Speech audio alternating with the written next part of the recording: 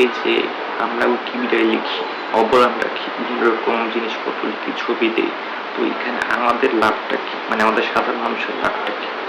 সত্যি কথা বলতে আমাদের নিজেদের কোনো পার্থিব লাভ এখানে নেই। উইকিপিডিয়ার ব্যাপারটা হচ্ছে কি, আমরা লিখি, আমরা হচ্ছে কি একটা বিশ্বকোষ তৈরি করছি। তো বিশ্বকোষটা কি?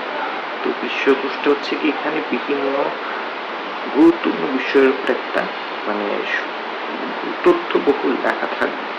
তো কথা হচ্ছে কি, এটা আমরা স্বেচ্ছাসেবক হিসেবে লিখি। স্বেচ্ছাসেবক হিসেবে লিখলে এখানে আমরা কোনো বেতন পাই না, আমরা কোনো টাকা বা পুরস্কার পাই না। তো এখানে আমাদের তেমন কোনো লাভ মানে আর্থিকভাবে অন্য কোনো। তবে আজকালকার যুগে কিছু কিছু ব্যক্তি আছে, যেমন ধরা যাক উইকিপিডিয়ায় নিয়ম আছে যে আমরা যদি কারো ব্যাপারে কোনো বিষয়ে লেখার জন্য কার কাছ থেকে টাকা নিয়ে থাকি, তাহলে সেটা কোনো সমস্যা নেই, বৈধ। তো কিন্তু সেক্ষেত্রে কিছু নিয়ম আছে। একটা হচ্ছে কি, যদি আমরা টাকার বিনিময়ে উইকিপিডিয়ায় লিখতে চাই, সেক্ষেত্রে আমাদেরকে আগে থেকে উইকিপিডিয়ার তথ্য কর্তৃপক্ষকে জানিয়ে দিতে হবে যে আমরা টাকার বিনিময়ে এই বিষয় নিয়ে লিখছি। তারপর তাদের কাছে সাবমিট করতে হবে। ওরা যদি দেখে সব ঠিক আছে, নিরপেক্ষ, সব দিক দিয়ে ঠিক আছে, তাহলে তারা লেখাটা অ্যাপ্রুভ করবে। তো এই ব্যাপারে তাহলে তাদের কোনো সমস্যা হবে না, আমাদের কোনো টাকার বিনিময়ে লিখতে অসুবিধা হবে না। তো কেউ যদি টাকার বিনিময়ে উইকিপিডিয়া লিখতে চান, তাহলে সম্ভাবনা থাকে যে সে উইকিপিডিয়া থেকে অনেক টাকা আয় করতে পারবে।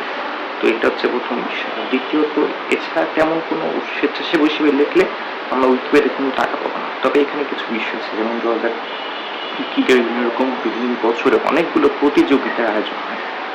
তো এই ধরনের প্রতিযোগিতায় অংশগ্রহণ করে যদি আমরা জিততে পারি, তাহলে সেই জেতার উপর আমরা ধরা যাক একটা পুরস্কার বা একটা সৌজন্যতা বোধ হিসেবে কিছু পুরস্কার দেওয়া, মাঝে মধ্যে বিভিন্ন রকম গিফট কার্ড দেওয়া, দারাজের ভাউচার দেওয়া।